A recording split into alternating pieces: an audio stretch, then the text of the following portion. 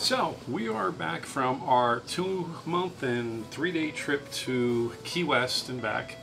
We're here in Philadelphia. You can probably see behind us we have the Moshulu. We're back at our home port. And what we've decided to do is put together a series of short clips, which we're going to call, what do we call this? Triton's Lair. So this will be Triton's Lair. The idea behind this is simple. It often takes us a long time to put our videos or edited videos together. And we thought that if we do some short clips, something non-edited, maybe just the two of us talking about various topics, we'd be able to kind of interject them in between our longer clips and be able to put more videos out. Plus, there's a lot we want to tell them, and yeah, exactly. There's a lot we can't say in the videos. We're kind of on the trip in the videos, and we get a lot of comments. And we've had over 1,500 comments so far, and I've done my level best to answer every single one of them, but it's getting hard. So we thought if we put these videos together, maybe we can answer some questions that some of our followers may have, give some insight into some of the things we're doing behind the scene, and talk a little bit about ourselves, things that aren't going to make it into the regular videos. And things we've learned. Things we've learned. That I'm dying to tell you, because I think it's handy-dandy stuff. And I just want to give a quick shout out to Sailing Zatara, because we completely stole this idea from you guys. So we love how you do it on your videos, and we love following you guys as well. So anyway, shout out to you guys. Sorry for stealing your stuff. Anyway, the first thing we're going to do, our first topic, I guess you could say, is going to be things that we learned on this last trip that we took. And do you want to start? And there's a lot. There's a lot. So yeah, there's a lot. This is just we're some only of the going to things do some of them right now because it would take too long. You have to sit down for a while with us. But anyway, thanks for sitting down with us. I think the thing that you learned was time. Yeah, I can start if you like. I'd say one of the biggest things I learned about during this trip is that I set too short of a time period. Now, we were gone for over 2 months, 2 months and a few days. If I had to do it again, I would have set it for about 3 months. The fact is, despite the great time that we had, we often felt rushed. We often felt like we wanted to spend a few more days at different places, relax a little bit more, not be on such a time constraint to get to the next location.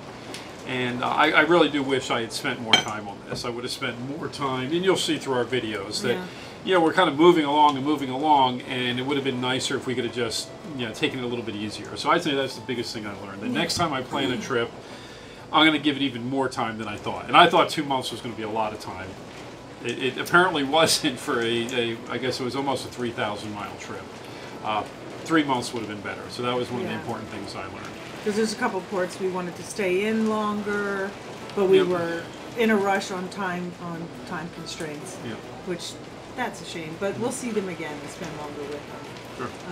I think one of the things that I learned a lot, or found that was a lot easier, is the way you pull up your anchor. Normally, last year we went and we anchored out once. And we just kind of up the anchor. But what I found is hand signals are important to signal Ed, the captain, which way to go, to which way the anchor is. So the anchor chain is straight down. So when you're pulling it, it's straight down. And he needs to move the boat so it goes where the anchor's straight down. Well, and it's just a lot easier when she's doing hand signals instead of trying to grab a walkie-talkie all the time and communicate back to me, and I'm trying to kind of read her mind. It's a lot easier when she's out there doing hand signals and communicating to me that way. It's simple hand signals. It's just like this way to move that way, that way, stop. And anyway, the anchor, if you're over the anchor, I found it comes out a lot easier. It like poops right up. But if there is a problem with it pulling up, if you ride over the anchor a little bit, go forward, and then go back, it kind of snugs that anchor out, and it just comes up easy pieces. Another thing I learned is the chain. Our chain was marked from the previous owners, and it took us a while to figure they had it 25 feet. Don't hit the table. The camera's on the table. 25 feet, 75 feet, and 100. But I didn't know, so we're counting the chain as it's coming out. It was crazy. So we are going to mark our chain so it's clearer and there's no guesswork with it, because that was a pain in the butt.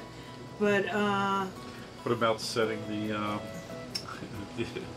the location, whatever, our anchor at? oh yeah, a big lesson we learned. We have this routine that we always do once we anchor. We make sure we're not moving first, and we immediately set the app that shows that an alarm will go off if you move so many feet. You can set the footage that for that. But we didn't do that one time, which you'll see ahead, and it can be a very expensive mistake. So now we follow procedure all the time, and we set that anchor. And we learned a lot. Anchoring, we did it a lot more this time. I think we anchored about 10 or 15 times. So. And I do use the snubber to take the stress off the windlass. It works great. I feel really good about it because it doesn't have that extra pull on your pulpit, and I think that's a really good thing to do. I noticed not a lot of people when we were anchoring use that. I don't know why, but I think it's a good thing to use. Saves wear and tear. And what else? What did I learn? Okay, I learned to be very careful in narrow areas, especially along the ICW. As you've seen in a previous video, I did hit ground in the ICW, not very far off center. So I learned to be a little bit more careful and aware of the possibility that there's shoals where there isn't actually shoals on the maps, or that things change, and to just be careful about it. I also learned to keep better track of how my equipment is set. We are navigating off our Furuno. Yeah. We have an iPad, and we have a couple of tablets, and of course we have our phones as backups. One of our tablets had a setting wrong in it, which read the depth of the water offset by 5 feet. So in other words, where something was 7 feet, it was showing 12 feet. And I did not realize this. Well, I came to realize it later after something happened, which you'll see in another video too, but I realized I should have spent a little bit more time paying attention to my equipment and making sure they were set properly. Yeah. So that's something I definitely learned, and I'm going to be more aware of that in the future. Yeah. So what else did you learn? Oh, you know, a couple places we had to, or basically I had to get the cleats myself to do the lines, hook the boat up myself. So Ed would bring the boat in next to the cleats, and I would have to lasso them, which is difficult. However, I did see Rachel. She took it and she made like a hoop with the line, and she swung it this way and got it like that. And I thought, well, that's pretty smart. And I have used that since then, and it's a lot easier because when you lasso it, you might get one piece of the cleat and it's not secure enough.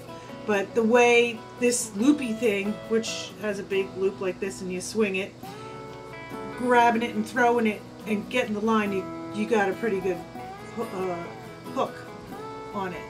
So I thought that was a pretty little clever thing that either, I don't know if you told Rachel to do that or Rachel just did that on her own, but no, well, it makes that sense. was handy dandy. It's quicker, and you know, time is of the essence if you have current and wind against you. So. Yeah, it works out. It definitely works out well with our boat because our boat's high.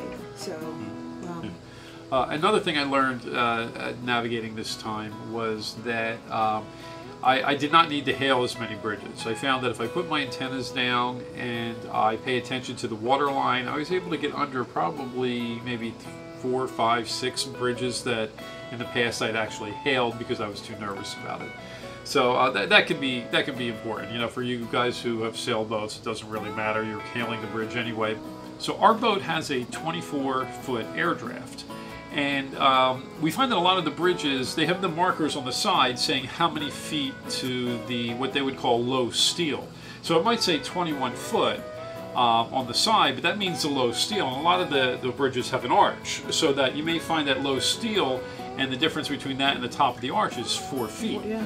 And if you're unsure, you can hail the bridge tender and ask them what the difference is. So what we find is last year when I would see 21, 22 feet, I would hail the bridge tender and get an opening. But now what I find that if I'm seeing 22 feet and it's low steel and I see the arch and I've got an extra 4 feet, we can go under that bridge. And that saves a lot of time often, especially if you're at one of these bridges that only open on the hour. You can save yourself 45 minutes by being able to tell the difference. And sometimes you can't, like if you can't read it to the right, it tells you what the air is on the bridge for low steel. If you can't read it because it's really dirty, you can always hail the bridge tender and he'll let you know. Because we had to do that a couple of times because it was just like... Yeah, so you get a lot of algae or growth, weeds, whatever it is blocking it. And another thing I found out is that some dock hands are very knowledgeable and others are not. And the ones that are not will ask you to do something completely goofy, which you know your boat, you know what it can do, and you know your captain. So you will have to override them and tell them that is completely goofy and we're not doing that. And don't be afraid to, because really, I think on one of our videos, you can actually see where the one dockhand goes, oh, he's new, he doesn't know what he's doing, because I asked him to pull the line tighter. But there's also a lot of different scenarios where they asked me to squeeze in a spot that we weren't fitting in there without crushing people next to us. And having us do the aft line first, which in this particular situation would not have worked. It would not have locked the captain in. So don't be afraid to tell the dockhands what you want them to do.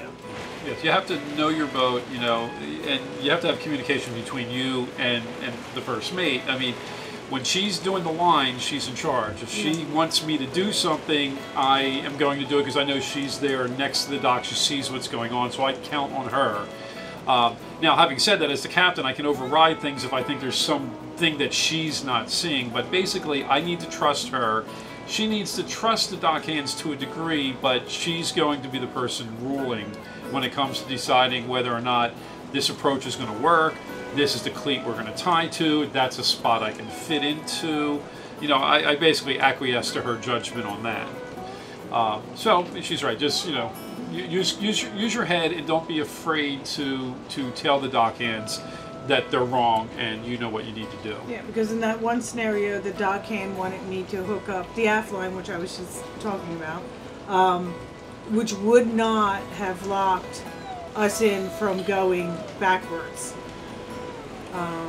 So we had to do line 2, which would lock you, which was crazy because actually, long story short, our aft when we went up didn't even fit. This was a gas dock. Didn't even fit. Our aft was hanging way out, so that would have never worked. So I was like, no, you're grabbing this one and locking us down now. You know, pretty much like that. Well, anyway, thanks for watching our first Triton's Lair videos. We're going to be producing a number of these over the next few months. Various topics. We're going to try to answer what a lot of our followers are asking. A lot of people have asked about our biographies, our history, how we got into boating, how we can afford to do what we do. Other people have asked about maintenance issues or just general routines on the boat, cooking on the boat, just generally living on the boat. So we have a lot of different topics we're going to cover.